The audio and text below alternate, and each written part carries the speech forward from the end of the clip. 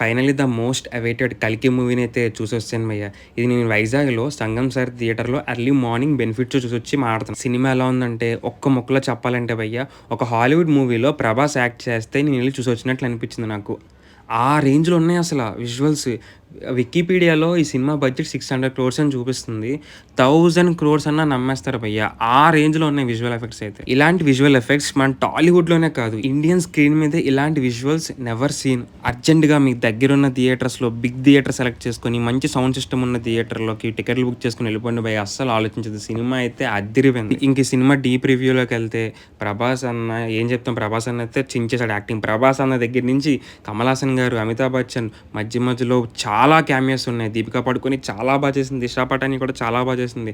మధ్యలో ఎన్ని క్యామియోస్ ఉన్నాయంటే చాలా క్యామియోస్ ఉంటాయి. నాకైతే ఎస్పెషల్లీ ఇది స్పాయిలర్ కాదు, ఆల్రెడీ చాలా మందికి తెలిసిందే. ఆర్జీవి గారి క్యామియో నాకు చాలా బా నచ్చింది.